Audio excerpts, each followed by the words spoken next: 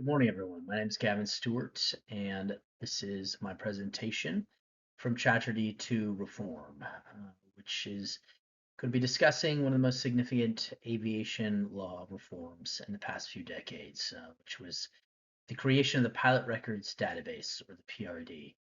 So the PRD is an electronic database that we use to help make more transparent, efficient, and effective the hiring process for airline pilots. But its development sort of represents something a lot larger.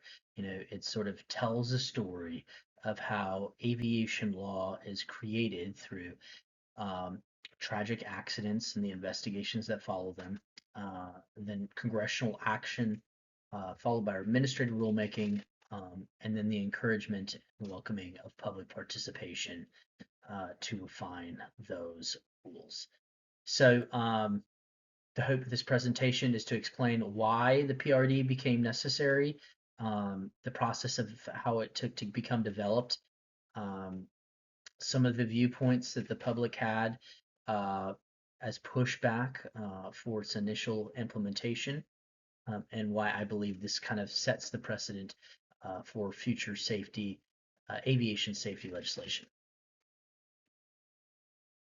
So this is the exact scenario of why the pilot records database had to be implemented. So, imagine right now that you are this hiring manager for an airline and you are evaluating a candidate and you have his resume, which looks impressive, references all check out, his flight experience meets all requirements, his logbook also is squared away.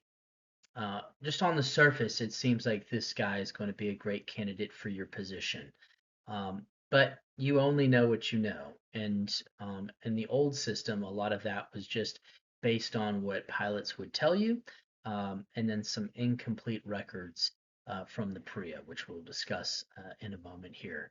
Um, but now imagine that there are a lot of gaps that you were unaware of, multiple training deficiencies, multiple check ride failures, just a history of uh, crumbling under pressure and failing um, during performance evaluations when things mattered the most.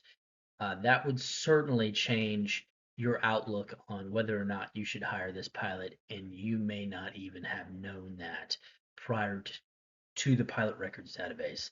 So that was, the problem that Congress saw and ultimately set to correct with the PRD. Um, and so, really, the objective of the PRD by Congress was to make hiring decisions um, affect aviation safety by being more comprehensive and to identify potential candidates that could be dangerous. There's a common theme in aviation law in which significant aviation regulations are born from tragic accidents that sort of expose weaknesses and maybe a previous regulatory system. And the PRD kind of follows that pattern. So prior to the Pilot Records Database, you had the Pilot Records Improvement Act, or the PRIA, and that came about in 1996, and it did serve the industry well for many years. But then, as technology sort of advanced with the internet, etc., um, the PRIA was sort of technologically limited and sort of became very fragmented in its record keeping as it was more paper based. So it started to have some shortcomings in how pilots were hired and how that was kind of communicated their history throughout the hiring process. And that became really apparent by two major airline accidents. So you had the Colgan Air Flight 3407 accident in 2009, and then the Atlas Air Flight 3591. So this kind of creates that roadmap, that timeline to show you how the PRD was born, and it certainly didn't happen overnight. Um, so let's try to understand a little bit more about the PRIA and why it was so necessary to evolve into the PRD. So the PRIA was created in 1996, and at the time it was considered innovative, and a lot of people thought that it solved a problem. The way that it worked with the airlines would request pilot records from previous employers, and it was a paper-based process. Um, but with the advent of the computer and the internet and sort of more digitized record keeping over the next 25 years, um, things started to change, and then pilots, became um, a little bit more transient, jumping from airline to airline. Just the way that the industry looked in terms of both hiring and retention started to change as well, which created gaps with their employment history within the PRIA system. Um, so hiring managers, when they would request paper records, would often get delays. And by the time the records had showed up, they have already made their decision on hiring the candidate. They couldn't wait any longer. They may get incomplete responses, or there might just be gaps within the PRIA where they've got complete missing history of what the pilot did, in certain years of their career.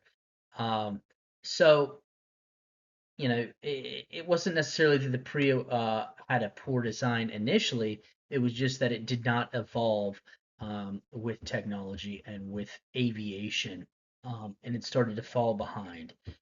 So Congress recognized that, and they wanted to create a modern record sharing system that was digitized, that was keeping up with the times.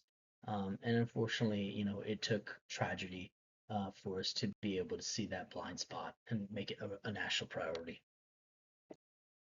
So on February 12th, 2009, we had the Colgan Air Flight 3407 crash, and it killed 49 people on board the aircraft and one person on the ground just outside of Buffalo, New York. Um, so during the National Transportation Safety Board, the NTSB's investigation, they found out that the airline did not have sufficient information when hiring the captain about his previous training deficiencies. And so he had a long history of poor performance in training evaluations.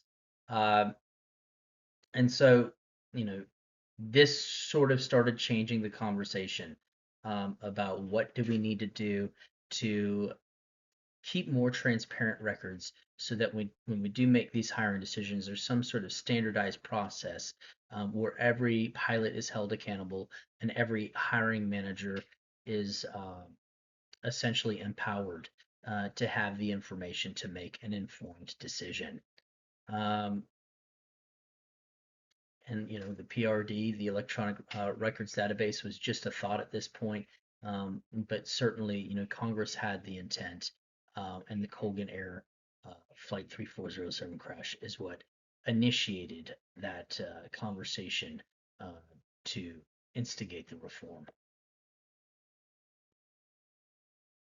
There was a second crash, February 23rd, 2019, that also stimulated the PRD. Now, the PRD at this point had already been thought of and was already in the process of becoming developed. But this accident absolutely created a sense of urgency when we had essentially a repeated mistake from the Colgan Air crash. Um, So this was near Houston, Texas. The crash killed all three crew members. Again, the NTSB report found that there was, significant um, deficiencies with the pilot's previous, training history, and that none of the hiring managers were aware of that, when they hired him. And so there was gaps in their selection process, and it was just sort of a little bit of here we go again with the Colgan Air crash. So um, this is where the NTSB started to put their foot down and say, we really need to get this done, making recommendations within the NTSB investigation report, and the responsibility now kind of shifted to the FAA from this just being the idea that Congress wanted to FAA. We really need to execute. We really need to put this in place right away. So when Congress decides to um, pass legislation, for that legislation to eventually become a regulation, there are steps within that process, and it takes time. So this timeline kind of shows you how that worked. You've obviously had the Colgan air crash. The NTSB investigated that crash, which identified the gap and showed that the PREA was being outdated and it needed a successor. Congress then says, all right, we're going to pass legislation that prompts the FAA to build regulation. We're going to provide the FAA with our intent, which is to make modern hiring more efficient, effective, transparent, and to improve aviation safety. The FAA then writes that regulation uh, and is able to, get feedback from the public, and then eventually, the final outcome is that you get the PRD, the Pilot Records Database. So it takes years for this to happen, um, and it doesn't happen overnight. So the Atlas Air crash was in 2019, and again, that prompted a sense of urgency to get things done. And so in 2020, the FAA was able to publish what was known as the Notice of Proposed Rulemaking, or the NPRM. And so this is essentially, in layman's terms, a rough draft for the PRD regulation, how it was going to look. And it encouraged for the public to comment on it. And it gave a window um, for them to do so. They received 800 comments. They did receive some pushback, um, but they wanted to find a way to make sure that all stakeholders, within the PRD got an equal say and that everybody was treated fairly, while still maintaining the intent and the objective of Congress to improve hiring for aviation safety. So um, once they got all those responses from the public, they obviously reviewed that. They took it all into consideration, and then the final rule was eventually published. So when the FAA encouraged all of those comments for the notice of proposed rulemaking, we're able to get a lot of the stakeholders to um, both praise and criticize. The big supports were that everyone agreed that it promoted safety, would make hiring a little bit more transparent, um, which would lead to more informed and better hiring. Some of the concerns that both the Aircraft Owners and Pilot Association, or AOPA, as well as the National Business Aviation Association, the NBAA, brought up was that it was going to cost a lot to implement for your standard smaller Part 91 operators. So they felt like it was going to really kind of hurt them financially to be able to implement all this stuff and get all the technology to move to a digitized record database. They also felt like there was a little bit of a reporting burden in terms of all the administrative work that they had to do. They already were pretty much overworked as it is, and so it was going to create a large burden on their operation of the administrative side to put in the processes to be able to comply with this as well. Um, and so, yeah, I mean, the FAA did hear all those concerns out. It did change part of the final rule and the regulation to accommodate some of those concerns.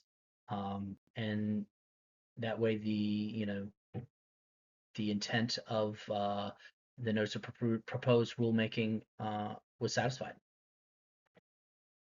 In 2021, the final rule for the PRD was finally published. Um, and the FAA removed the proposed user fee, which again satisfied some of the comments and concerns.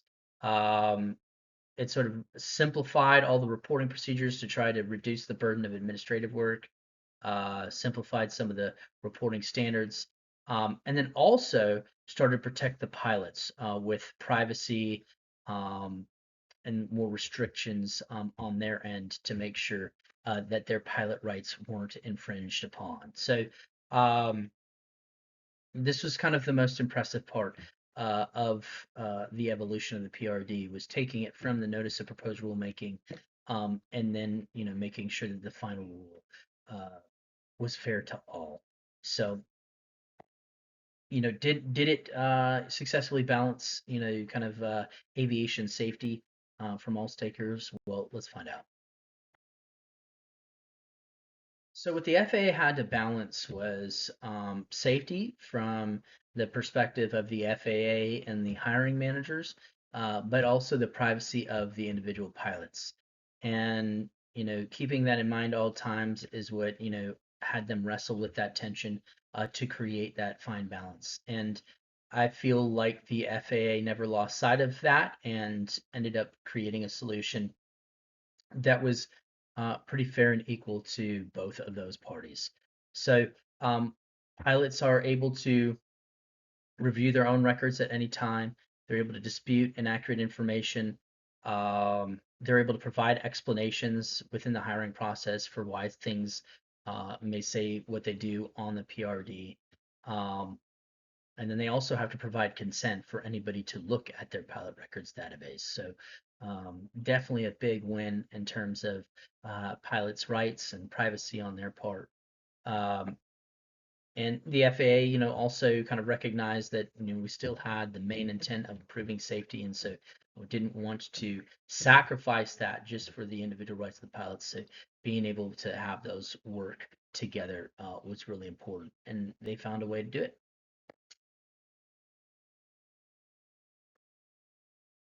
So after reviewing the final rule, the natural question would be whether or not the pilot records database satisfied Congress's original intent when it created legislation to have the FAA create the regulation. And I would say yes, absolutely, the PRD succeeded in doing that. Congress, set out to modernize pilot record sharing, to improve hiring decisions, create more transparency within that process, to protect privacy and pilot rights, and ultimately to enhance aviation safety. And so green check marks, all those boxes were covered, and high marks all the way around. Um, no regulation is perfect, and the PRD certainly, had some of its criticisms, but it found a way to find a fair balance in the end. So, you know, what the PRD does is it sort of creates an example for how aviation lawmaking should go moving forward. And so it was thoughtful, it promoted collaboration, and produced a very comprehensive regulation uh, as a result of that. So recommendations for the future is to just continue the modernization process. We have to remember that the PREA, when it was released in 1996, was actually a good regulation, but it was not able to keep up with the technological advances. So trying not to repeat the same mistake is going to be important with the PRD, especially with the emergence of artificial intelligence, advanced data analytics, um, and just digital flight training records as that evolves as well. So that will be super important. Um, we have to hold the industry accountable to maintain accurate reporting. So the system is only as good as the people that use it. And then Congress should definitely start looking into how AI could affect this in the future, and stay ahead of that, as we say as pilots, stay ahead of the aircraft, stay ahead of the technology that could potentially, um, affect this regulation. Some since from early on in this course, we've kind of always deciphered the difference between natural law and human or positive law. Human laws are created by imperfect people and are always going to be subject to the fallibility of man. And so it's important that we constantly evaluate those against principles of truth, justice, and stewardship. And the Bible sets kind of the roadmap for that to help guide us throughout that process. And so I do believe the evolution of the PRD reflects these biblical values. Um, the investigation produced the truth and showed the weaknesses in the system. Uh, Congress created the justice by, releasing the legislation in order to do that. And then the FAA through the proposed notice of rulemaking and then evolving it into the final rule, was able to show stewardship by encouraging all the public comments and making sure that all stakeholders got involved. So um, Proverbs 12 reminds us that the Lord delights in those who are trustworthy. That's especially true of those creating policies as well as the pilots that are protecting lives. And then Micah 6 calls us to act justly and to love mercy. So I feel like the PRD has done all this. It's promoted honesty, accountability, fairness, and then responsible stewardship of the lives that both the FAA and pilots are entrusted with in this great profession that we have. So, unfortunately, some of these stories do begin with tragedies, and the Colgan Air Flight 3407 and Atlas Air Flight 3591 were obviously heartbreaking tragedies. But the PRD sort of demonstrates that, we can come out on the other side of those better, but it does not happen overnight. And they're refined through collaboration, strengthened by diversified viewpoints, and should always have that common shared objective amongst all parties that protecting human life should be the number one concern when promoting aviation safety. So I believe that we should definitely continue to support the process of stewardship throughout our industry because the safety of every passenger, every crew member, uh, and the community underneath us on our flight paths depend on them. So thanks so much for listening. My name is Gavin Stewart. Have a great day.